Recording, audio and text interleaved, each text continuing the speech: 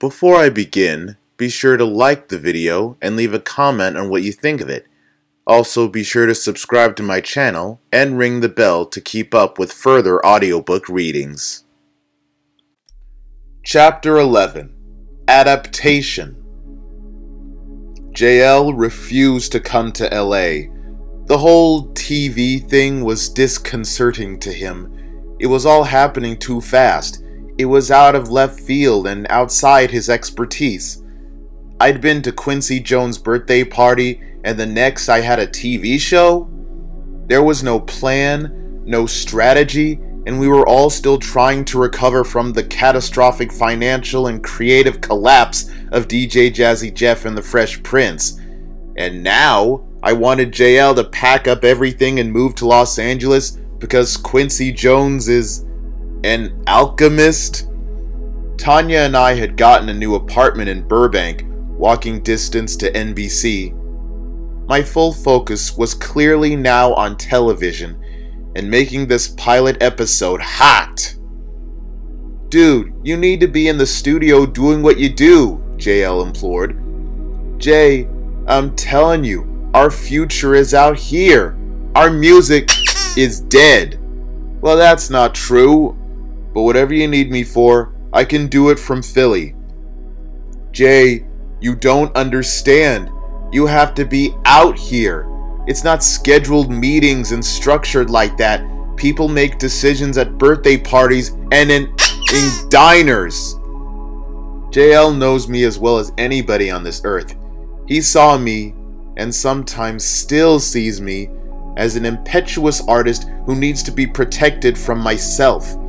He saw himself as the final checkpoint of sanity, keeping Will from driving us all off a cliff. JL couldn't stomach the uncertainty and the tornado of change that he felt was endangering our recovery. Omar moved immediately. Charlie came out every week, just as a piece of Fresh Prince of Bel-Air trivia. In the opening credits of the show, when I get in one little fight and my mom got scared, the person I get into one little fight with, the guy who's spinning me around and precipitating my departure for California, that's Charlie Mack. I figured if I could convince Jeff to come to LA, then JL would see that all of us were out here. So, without even telling Jeff, I went to the producers at NBC and pitched them a character for him to play on the show. I told them he was my music partner and that he was a bigger star in the hip-hop community than I was. Our fans would go crazy if they saw Jeff on the show. Obviously, they were worried about adding yet another Philly homeboy who had zero acting experience into a primetime sitcom. But this became my second Fresh Prince flex. They reluctantly agreed to test him in 6 episodes, or a quarter of the first season. Excited, I hit Jeff to tell him the news. "Oh man, thanks," he said, "but I'm not really feeling that TV acting stuff. That's you. I just want to do music." I was dumbstruck. "Jeff, you can do music in LA. They got studios out here like we got liquor stores and churches. Plus, they're offering you 10 grand per episode. That's easy money, man." Silence. "Jeff? I'm just not feeling it, man. That LA, not me. I'm a Philly boy." I wanted to scream. "What the are you talking about? You are broke. You're back in your mom's basement. You don't have a choice." But instead, I just said, "Okay, I'll holler at you later." Change can be scary, but it's utterly unavoidable. In fact, impermanence is the only thing you can truly rely on. If you are unwilling or unable to pivot and adapt to the incessant, fluctuating tides of life, you will not enjoy being here. Sometimes, people try to play the cards that they wish they had, instead of playing the hand they've been dealt. The capacity to adjust and improvise is arguably the single most critical human ability.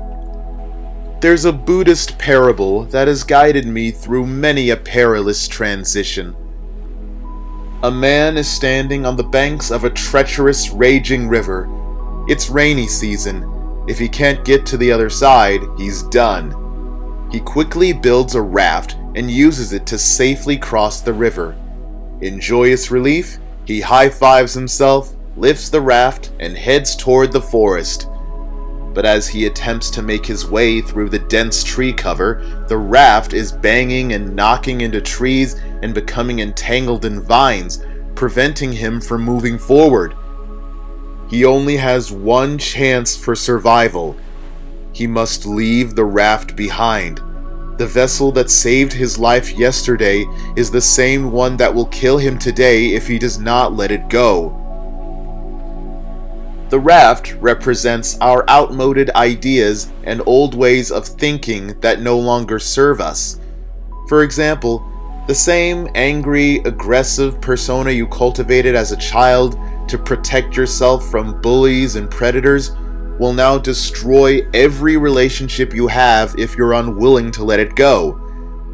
Things can be perfectly useful and absolutely necessary during certain periods of our lives, but a time will come when we must put them aside or die. Simply put, if we don't adapt, we become extinct. I saw JL's and Jeff's choice to stay in Philly as a death sentence for both of them, but I also knew that I wouldn't allow it. The Fresh Prince of Bel-Air was behind the 8 ball from the beginning. A show of this size would usually have been greenlit 9 months earlier. Because of the truncated, dang near impossible shooting schedule, decisions were having to be made in real time across the spectrum of the entire production. In JL's absence, Benny Medina stepped up in a managerial capacity. He became the contact for all things Will Smith. Benny knew what he was doing, and he knew how to get things done. But my heart hurt being in LA without JL and Jeff. I had to get them out here, so I threw up a Hail Mary at the buzzer. I told JL that I would record another album if he agreed to spend 1 week out of every month in LA. At the time, I didn't see music as any major part of my future, but I didn't tell him that. I just needed him in LA. Now, I had to convince Jeff. Look man, just do 3 episodes. If you hate it, you only got 3 to go. If you love it, you can get a spot out here and we'll go back to the producers and get you more. And we can record. The worst case scenario, you clear 60 grand for being on a network television show, and at a minimum, more. I wasn't entirely sure which part of that argument sold Jeff, but I didn't care. He was coming. FP trivia moment. Jeff went on to become one of the most beloved characters on the show, and he loved it. His signature comedic bit was Uncle Phil throwing him out of the house. During the shooting of the pilot episode, no one knew that this bit would catch on, so we only had one shot of Jeff flying out of the house. The interior of the Bel-Air mansion and the exterior are 2 different locations, and we only had a 1-day shoot at the exterior location. So, we had to use the same shot of Jeff being thrown out over and over. Therefore, anytime you see Jeff enter with the brown and white Aztec pattern shirt, you'll know that he'll be thrown out in that scene. The Fresh Prince of Bel-Air premiered on September 10th, 1990, and was an immediate success, becoming the highest rated debut show of that season. That meant there were definitely going to be more seasons. Opportunities were heating up, but despite it all, JL was still skeptical. Even a year later, and tens of millions of weekly viewers, JL kept his bedroom at his mother's house in Philly. I guess in his defense, it was barely a year ago that he had seen me burn through $3 million, not pay a single dime to the IRS, collapse DJ Jazzy Jeff and the Fresh Prince over chicken fingers and rum punches, and then blithely moved to LA to become a TV star. When I put it like that, I guess it's amazing that he still took my calls, but even though he was denying it, it was undeniable. The show was a hit, the iron was hot, and it was time to strike. I was hungry, focused, and excited about the new life I was being blessed to undertake. But my personal and professional crash and burn had taught me a harsh, universal lesson. Nothing lasts forever. No matter how hot the summer gets, the winter is inevitable. I promised myself I would never get caught sleeping again, that during the good times, I would plant and nurture the seeds of the next thing, and if I was truly wise and attuned to the movements of the industry, I would be able to time the harvest of the next thing impeccably, just before the death of the old thing. In the same way that my music career was scorching hot, then icy cold, I knew the same thing would one day happen in TV. I was about to be on blaze, but one day I knew I'd be cold again. I asked myself, after television, what would be my next thing? There was only one answer: movies. But I also made a deeper, more problematic conclusion, that love and relationships were also subject to the universal law of impermanence. I vowed to never get caught without my eye on my next love. My heart had been crushed, and I was certain that it would happen again. I knew there would be a blissful springtime meeting, a hot summer whirlwind, a melancholy fall, and then an icy winter death. I decided that my only emotional defense against this brutal cosmic certainty was to outcreate the cycle of destruction. In my mind, I knew I had to be like Tarzan, catching the next vine just as I let go of the old one. If I could grab the new thing while simultaneously releasing the dying thing, I could avoid and escape the harshest elements of winter and indefinitely sustain the vibrance of springtime bliss.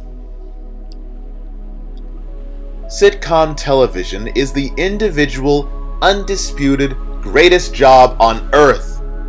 A sitcom work week was 5 days to produce one episode. Monday was the table read. Actors, producers, writers sit around a table and read the script aloud. Everybody would give notes, and overnight the writers would deliver a new draft. Tuesday and Wednesday were playtime.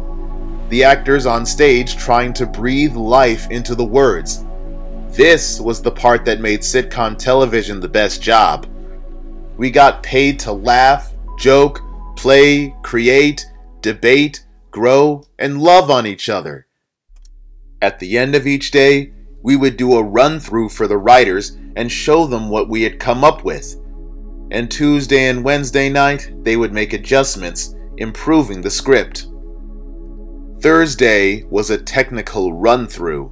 Lights, sound, cameras, all figuring out how they would cover the action of the scenes.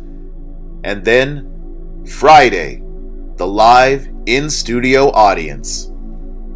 Friday nights on the set of The Fresh Prince of Bel-Air were like being at the hottest club in the city. Everybody who was anybody made their way to our tapings. The top comedians on the mic, the most gorgeous Hollywood starlets, professional athletes, musicians, a who's who of the flyest of the fly. And then there was our unique competitive advantage. Everybody in our cast could sing and dance.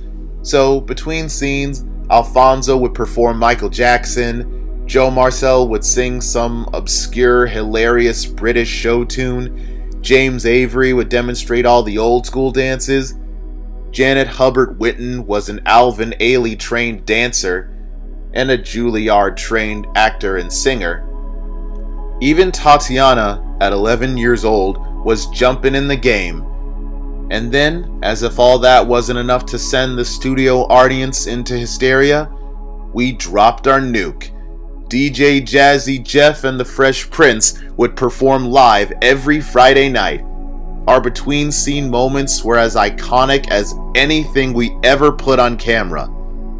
This was heaven. A new family, a new home, a new life. The message read, "I need a cut of that Will Smith business."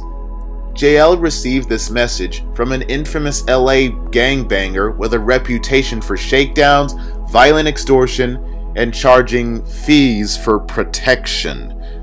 JL decided not to respond.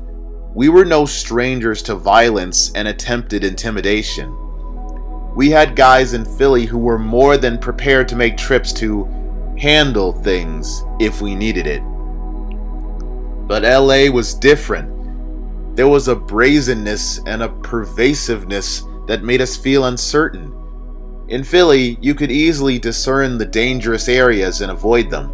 You knew if the trash wasn't getting picked up, if there were cars parked on the sidewalk, abandoned buildings on the same block as family homes. You had to be careful in that neighborhood. And of course, the projects. You knew what that was.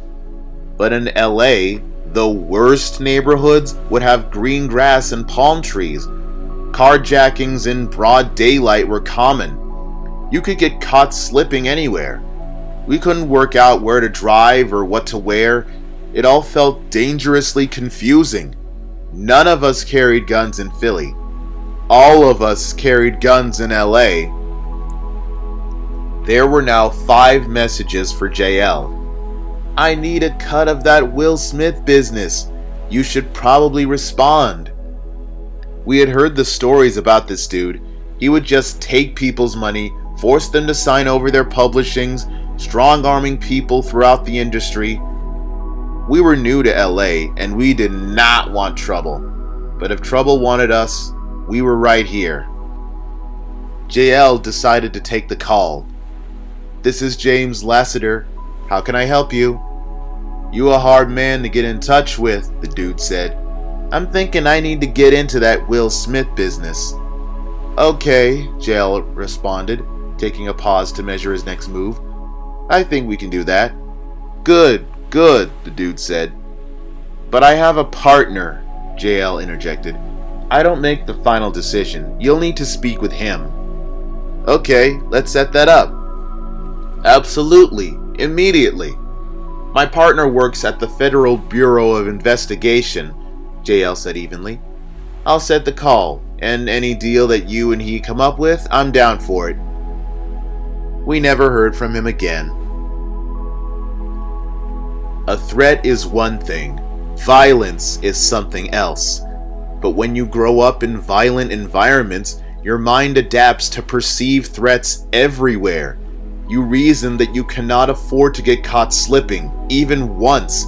You begin to respond to a perceived threat and to actual violence equally, even though they're very different things. There's an old adage, "I'd rather be judged by 12 than carried by 6.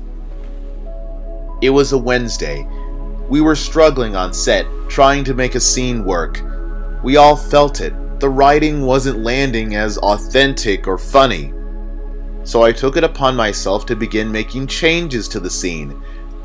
When the producers came down and saw all of the unilateral adjustments I'd made, they immediately called the leadership at NBCP, the production arm of the network, who demanded that we stop production and come to the office right now. Benny Medina, JL, me, and Jeff Pollock, Benny Medina's television partner, headed to the emergency meeting in the executive's office. There were 2 couches facing each other, with a wooden coffee table in between, and a huge etched glass desk at one end. The executive was standing, leaning against his desk, facing the 2 couches. His posture suggested that he was in charge and that he was pissed. We entered and took our seats in front of the headmaster. JL and Benny sat on one couch, and me and Jeff Pollock sat facing them on the other. No formalities, no hellos, no hearing our side of the story. "So, you're a big man, huh?" the executive asked me. I didn't totally understand the question, so I didn't respond. He begins to circle the perimeter of the two couches. It felt like the scene from New Jack City when Wesley Snipes was trying to get somebody to explain to him how the Carter got infiltrated. "So, you can unilaterally change any of the words you want on a network sitcom, huh?" At that moment, he's standing behind me. I made eye contact with JL. Is this dude about to swing on me? JL looks at me as if to say, "I got my eye on him. If he even flinches, I got you." Hundreds of millions of dollars, multiple partners, a ton of veterans of the business, and you get to decide what the words are? At this point, he has circled behind the other couch and behind JL. I give Jay the same look he gave me. If he even flinches, I got you. The executive now circles back behind me. Jeff Pollock, the only white person in our group, begins to explain. "I'm not sure you've been brought up to speed on the totality and the complexity of the situation." "Well, hold on, Jeff. I know what I need to know," said the executive. Now he's over my right shoulder, and his voice is beginning to rise.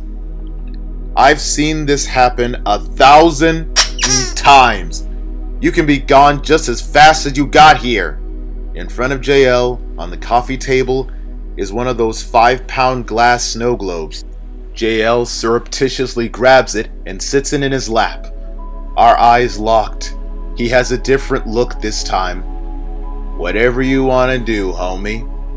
I jump up and spin, stepping around the couch, coming face to face with the executive. "What the you want to do?" I sneered. JL jumps up, now fully brandishing the snow globe. "Hold on, guys, hold on," Benny Medina implores. "Back up, Jeff," JL says. Since Jeff came with us, he's confused about JL's tone and energy toward him, especially as all he did was stand up. But JL has a 5-pound snow globe in his hand, so Jeff does as he's told and quickly backs up. "Who the is you talking to?" I woofed at the executive. In retrospect, I did notice that the man's eyes were completely surrendered and that he had no idea what was happening. He clearly had never been called a in his life and wanted no beef whatsoever. "Who the is you squaring off on?" I was fully in it now. I could tell he wanted to respond, but he was still stuck trying to unravel the urban koan. "What the you want to do?" "Well, clearly we've gotten off on the wrong foot here," he said sweetly, his left hand now holding his lower back. "You dang right. You standing up screaming on mother's. Sit down when you talk to me." "But, Will," he said, even more sweetly, "I just had major back surgery, and the doctor told me that I should stand up when I'm—" "You gonna sit the down when you talk to me," I growled. "But, Will, the doc—" "Sit the down!"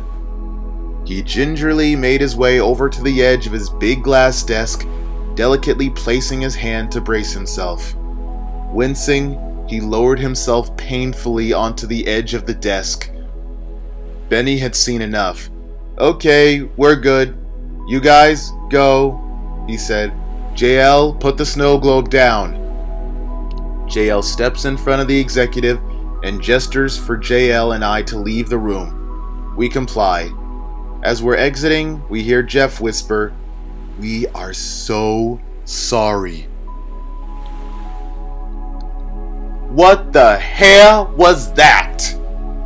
Jeff Pollock is screaming at the top of his lungs in the parking lot. This was the only time I ever heard Jeff raise his voice. "Dude looked like he was about to swing on me," I said in my defense. I had heard the term before, people pulling their hair out, but this was the only time I'd ever seen it in real life. Jeff was actually taking 2 fistfuls of his own hair and tugging on them as if he wanted to rip them out of his scalp. A 64-year-old television executive with a bad back was going to swing on you? Me and JL kind of looked at each other. In the office, we had been certain, but when you hear it in a parking lot, it feels like it might not hold up in court.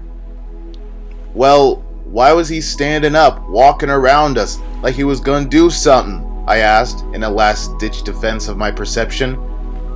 What the hell was he going to do? He's just had major invasive lumbar decompression surgery. Okay guys, let's take a break, Benny said compassionately. I gotta call Quincy. Oh, Quincy. I immediately rushed to try to call Q first. Quincy's on a call right now, Will. Can I have him return? No, tell him to hang up with NBC and hear my side of the story first. Sure, that would be great. Thanks, I said. After the worst 30 minutes of my life, he hit me back. I blurted. It's fine. People cuss each other out all the time, Quincy said. Just never put your hands on nobody. I talked to him. It's good. What happened on set? I changed some lines in the script because they was trying to have me say some whack. They trying to tell me what a dude from Philly would say. And I'm like, that line's not real. Oh, so it was a creative disagreement, Quincy said. I guess that's what they call it in LA, I said. You have a script right there? Quincy asked. Yeah, I got one right here. Okay, what's it say on the cover? I said confused. The Fresh Prince of Bel-Air? Right. And who's the Fresh Prince? Quincy barked. Me, I said. Exactly! Don't nobody know what the you're supposed to say better than you. If they could do what you do, they wouldn't have hired you. You say what you want to say, the way you want to say it. And when somebody has a problem with it, tell them to call me. I was barely 22 years old, and Quincy Jones had just empowered me to say whatever I wanted to say on a network television show. He took my side over producers, writers, executives, advertisers, everybody. He bet on me. Yes, sir, I said. JL and I were shook up by how thoroughly we had misread the snow globe situation. We were coming from violent homes and violent neighborhoods and the violent music world. It was not unreasonable to think that an executive might get violent. We felt cornered and vulnerable. JL and I had been 100% certain that the executive was going to hit me. It's amazing how skewed your vision can become when you see the present through the lenses of your past. It was a very difficult psychological rehabilitation for us to learn how to put down the snow globe. As per my agreement with JL, me and Jeff went to work on our 4th album, which would become Home Base. But Jeff and I were on TV now, so we were essentially moonlighting from our day jobs to make music. We were used to open-ended creative time.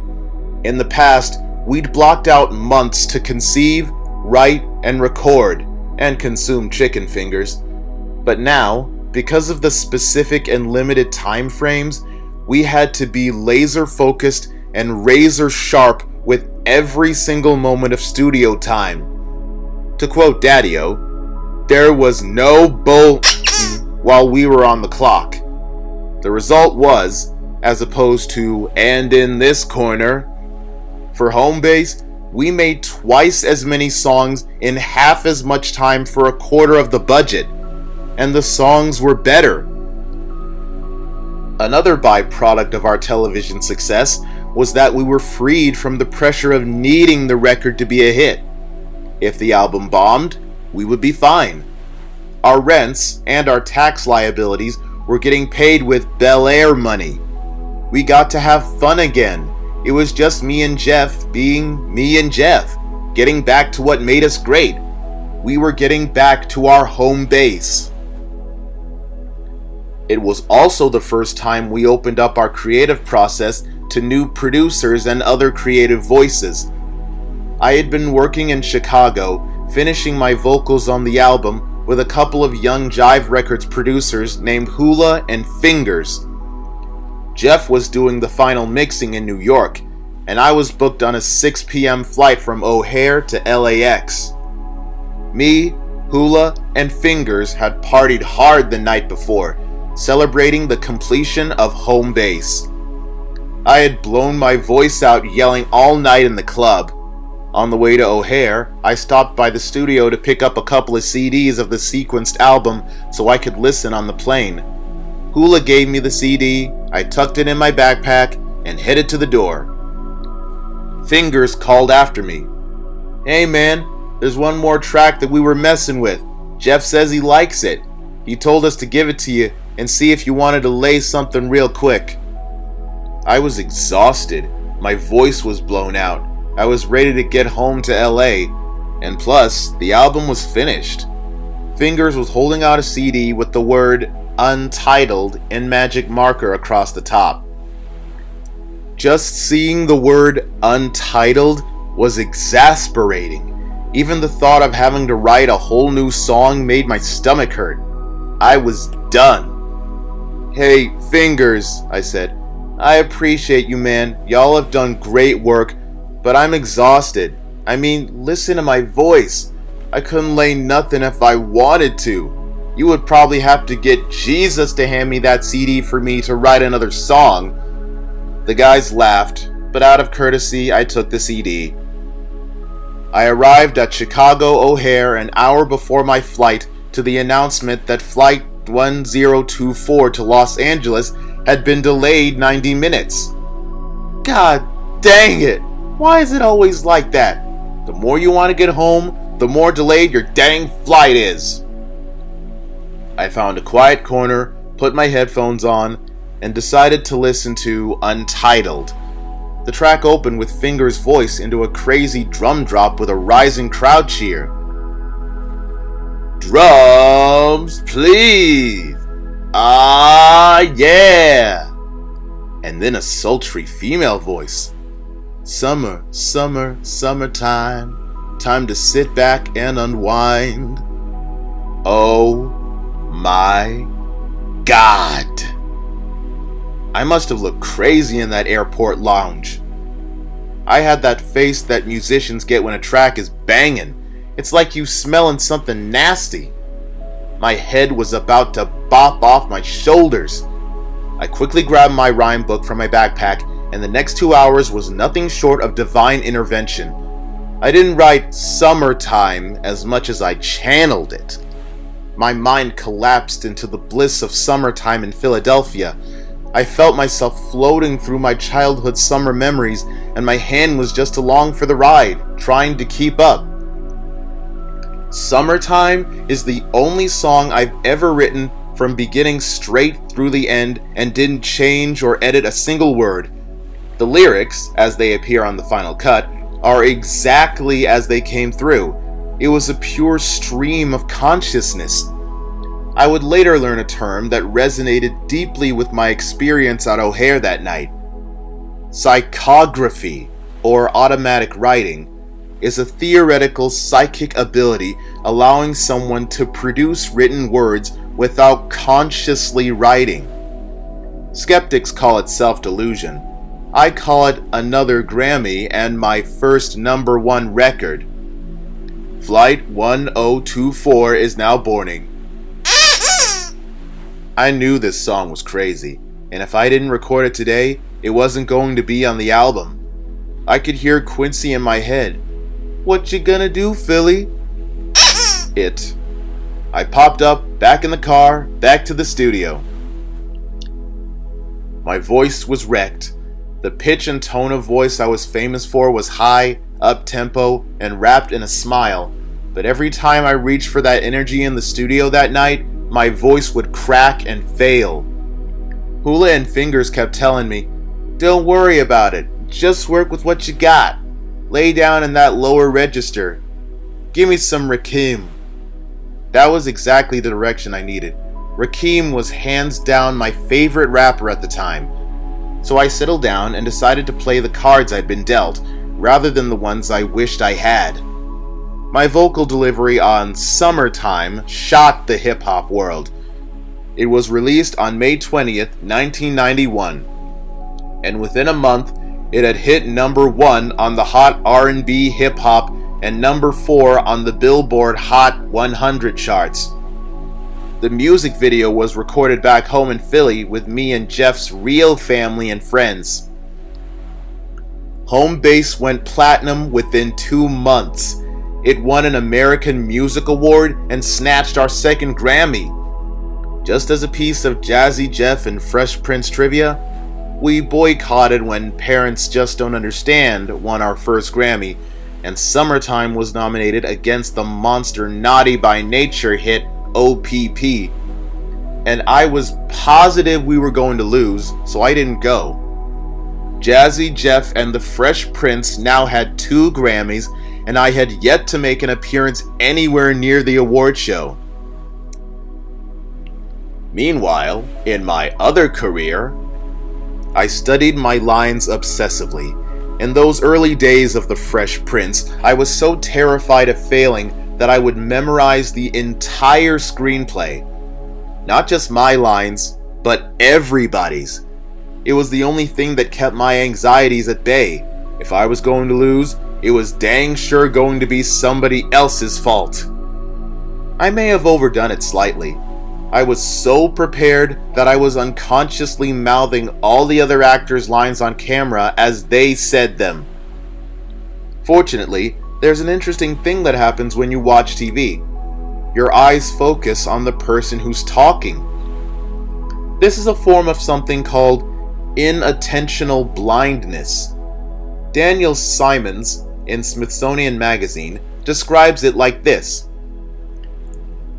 This form of invisibility depends not on the limits of the eye, but on the limits of the mind. We consciously see only a small subset of our visual world, and when our attention is focused on one thing, we fail to notice other unexpected things around us, including those we might want to see. A perfect example of this phenomenon is in Season 1, Episode 5, Homeboy, Sweet Homeboy. Don Cheadle plays my boy from Philly, Ice Tray. If you look closely, you'll see that I'm mouthing Don's lines, but even though I'm front and center, mouthing away like an idiot, you didn't notice at home because your attention was focused on the actor who was speaking. Inattentive blindness. Feel free to pull up that episode and watch me nincompoop my way through the scene. Karen was nominated to break the embarrassing news to me. Of course I denied it, and was horrified, and remained so, when I was shown the excruciating evidence. To this day, I cannot bear to watch that episode. All of these world-class, stage-trained master thespians, and the dumb rapper is mouthing their words back to him. And the show is named after him. It took me a couple of weeks to break the simian habit. I would be in a scene, dang near biting through my bottom lip, but I got it. There were very few people in my life I wanted to impress more than James Avery. James had been acting longer than I had been alive, and he was my paragon, the pinnacle of dramatic presence. I desperately wanted him to think I was a good actor, but nothing I did impressed James Avery. He played my father figure on the show and slowly assumed the role in real life. He was demanding and always pushing me to master my instrument as an actor. "You can do jokes with your eyes closed," he'd say. "You have that naturally, and it's beautiful to watch. But you have deeper talent in there," he said, tapping on my chest empathetically, "that you can't even imagine yet. And you're never going to find it if you don't reach for it. There's a difference between talent and skill. Talent comes from God. You're born with it. Skill comes from sweat and practice and commitment. Don't just skate through this opportunity, hone your craft. One of the proudest moments of my career was in one of the most famous episodes of The Fresh Prince. Papa's got a brand new excuse. In the show, Will's biological father, Lou, played by Ben Vereen, comes back into his life and spends time with him again. Will is thrilled to have his father back, but Uncle Phil is skeptical. This drives a wedge between Will and Uncle Phil. Will's father, a big-rig trucker, invites Will to travel with him over the summer. Will is excited and decides to go against Uncle Phil's urgings. The climax of the episode happens when Will's father comes up with an excuse and cancels the father-son trip and disappears again, leaving Will broken-hearted with Uncle Phil trying to console him. This was the most demanding dramatic scene for my character of the entire series. It was me going toe-to-toe with James Avery. Master actors revel in the opportunity to go head-to-head in a scene with other masters. But I was not a master. I was a scared little boy in the shadow of a giant. When actors have these types of scenes, you know they're coming for weeks. Everybody else knows it too. The anticipation wreaks havoc on your sleep, on your appetite, on your memory, on your nerves. On set, dramatic scenes have the energy of a prize fight. Cast and crew lean forward in their seats to see if you'll bring it home. But the studio audience has no idea, and you want to shock and surprise them. It was Friday night. The audience was in place, and the episode was going along great. And then the final scene. I had studied day and night. I felt ready, but on the first take, I froze.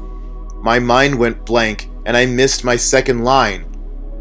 I was anxious and trying too hard, speaking too fast, stumbling through my words. The director quickly yelled cut to not blow the surprise for the audience. But I snapped. I bellowed at the top of my lungs. The veins in my neck bulging, my fists balled tight. "Hey!" James yelled, snapping me back to attention. "Settle down," he whispered.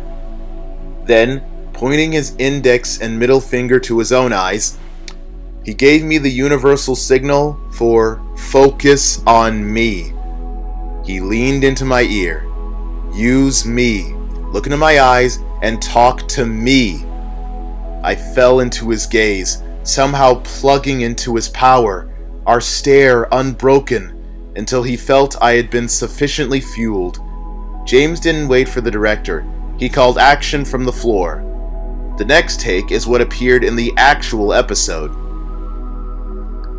"I'm sorry, if there was something that I could do..." "You know what?